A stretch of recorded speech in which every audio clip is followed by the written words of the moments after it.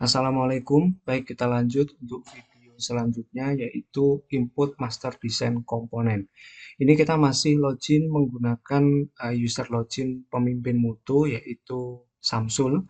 Ya, untuk input master design komponen ini silahkan klik menu input master design komponen. Kemudian di sini ada beberapa komponen yang tersedia di sidebar. Oh ya, sebelum lanjut di dalam video-video ini dan video-video selanjutnya, saya juga akan menampilkan beberapa treat yang bisa dilakukan di aplikasi ini.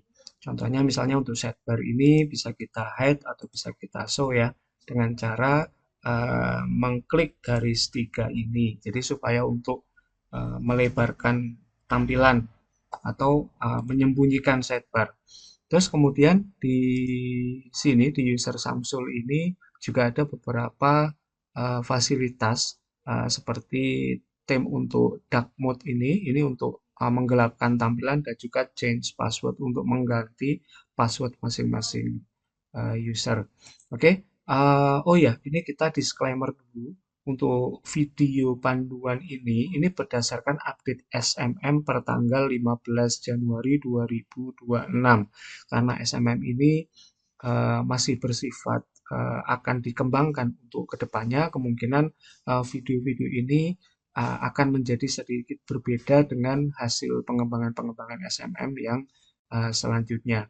Yang kedua, yang kami sampaikan ini adalah teknis cara input di aplikasi SMM ya, bukan tentang pemahaman toolkitnya, tapi lebih kepada teknis cara inputnya. Oke, baik. Uh, dari pemimpin Mutu, Samsul ini akan melakukan desain, baik dari yang pertama adalah risk assessment dulu.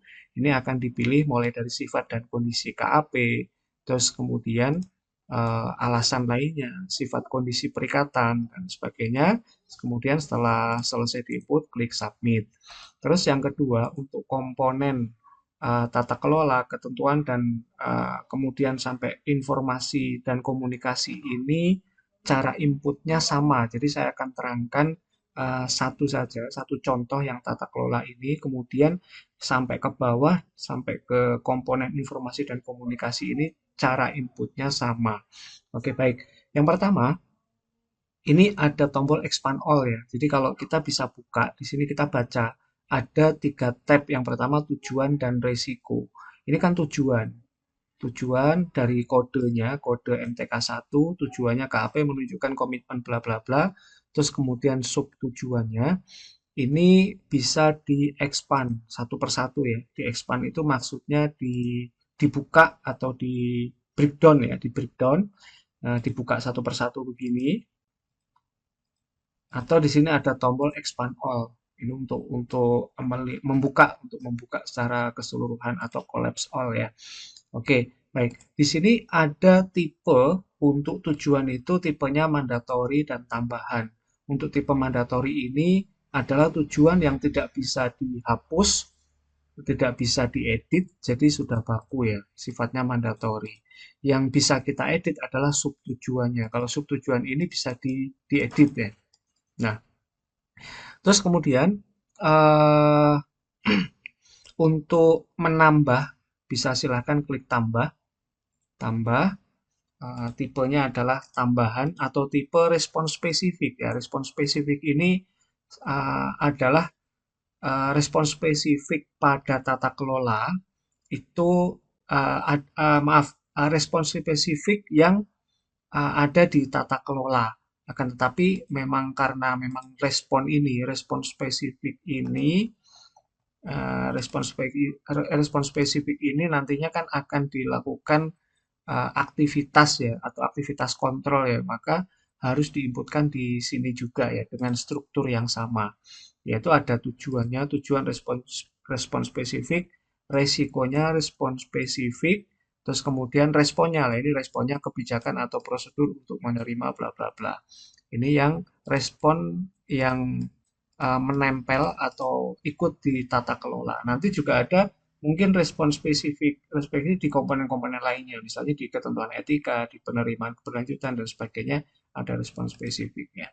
Jadi ketika kita tambah tujuan, itu kita diminta apakah ini tambahan tujuan yang kita tambahkan karena di dalam standar ini belum ada uh, atau respon spesifik. Jadi kalau kita pilih respon spesifik, ini nanti tidak akan menambah di uh, dashboard ya, tidak akan menambah jumlah tujuan di dashboard. Jadi tujuan yang tipenya respon spesifik ini tidak akan menambah jumlah di dashboard dashboard tujuan ini ya. Dashboard. Jadi tidak akan terhitung di sini, baik tujuan maupun resikonya. Tapi jika responnya ini nanti akan terhitung. Oke, kita coba tambah tambahan karena ini kalau mandatori sudah tidak bisa ditambah, tidak bisa dikurang. Jadi kita hanya bisa menambahkan tujuan mutu yang sifatnya adalah tambahan. Kita tipenya tambahan, kodenya MTK10 misalnya. Ini tujuan tambahan tes misalnya ya, subtujuannya kita kosongkan, kita simpan. Ini sudah kita tambahkan, kita baru saja menambahkan tujuan. Resikonya resikonya mana? Resikonya masih kosong. Jadi kita klik di tombol segitiga ini untuk menambahkan resiko.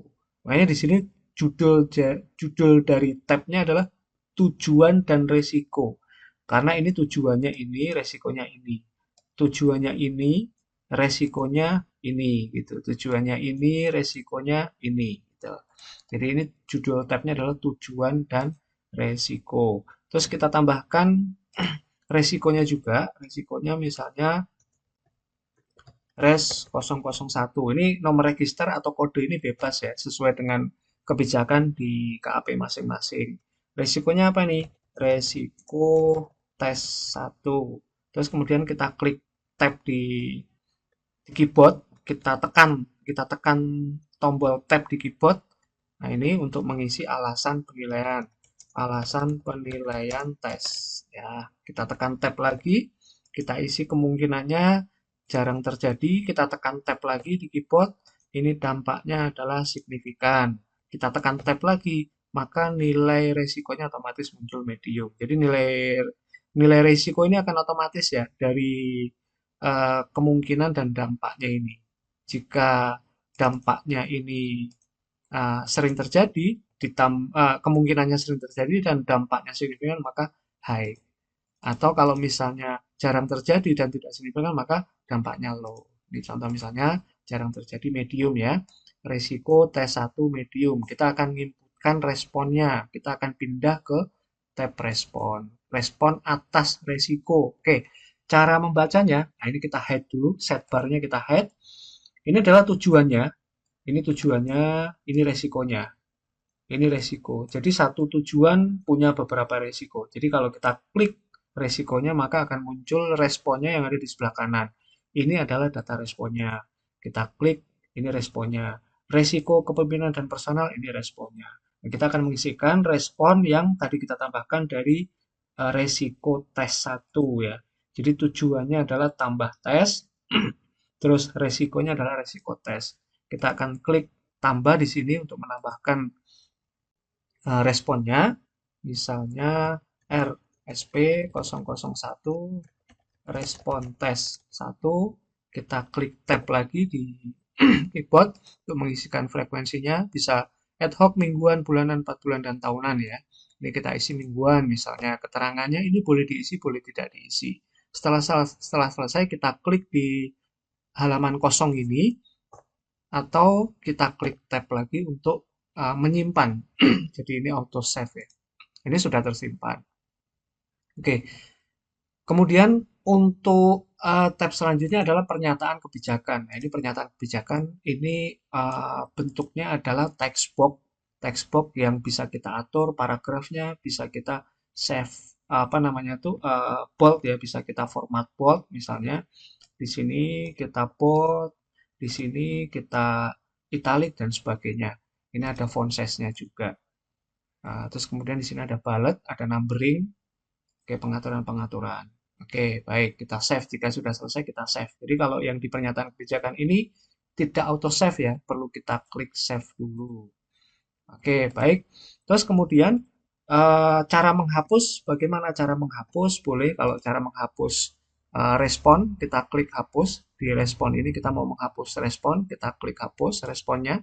Apakah Anda ingin menghapus?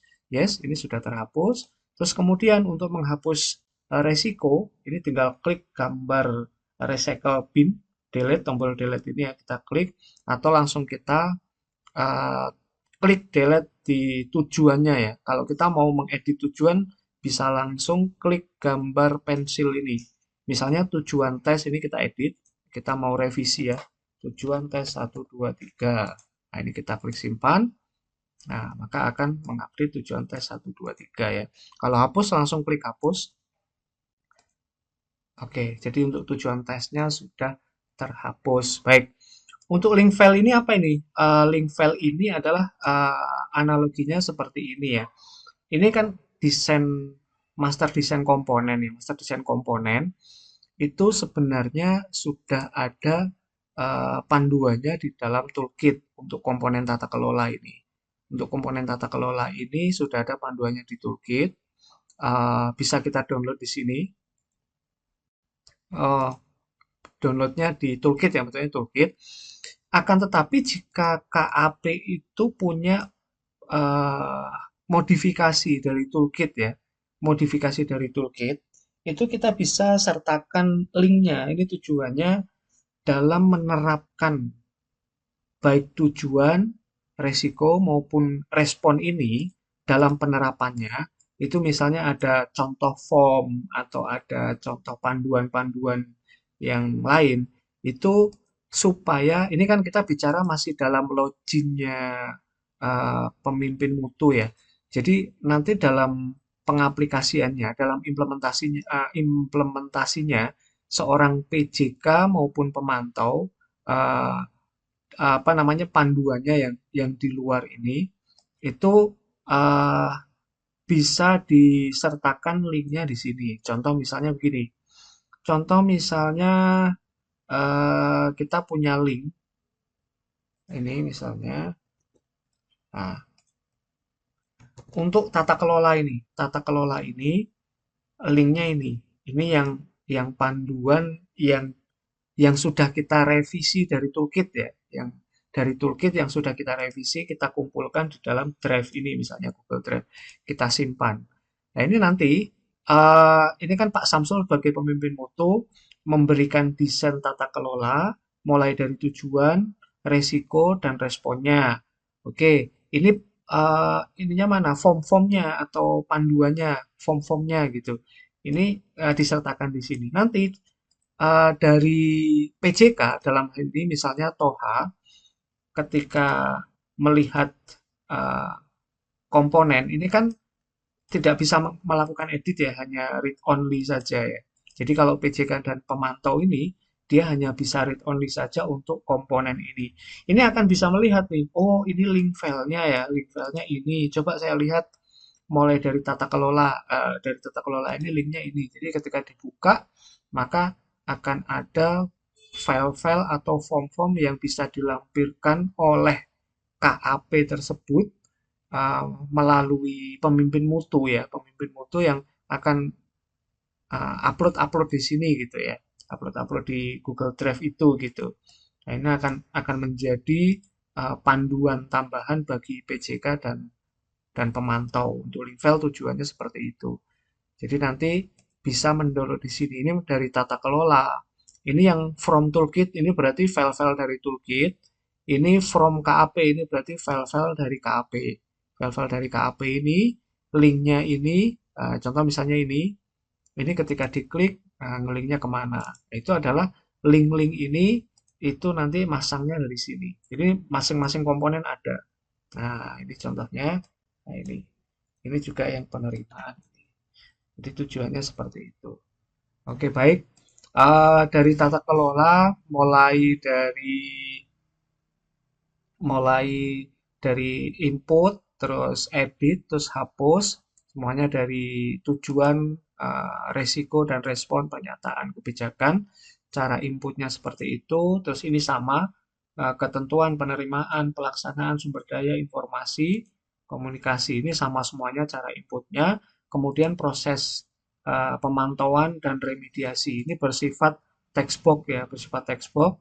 Jadi nanti silakan diisi. Ini formatnya juga bisa dilakukan formatting ya, bisa di bold, italic atau underline ya. Terus untuk fontnya juga bisa diatur di sini. Jangan lupa setelah selesai disimpan. Ya, demikian untuk penjelasan input master design komponen. Terima kasih.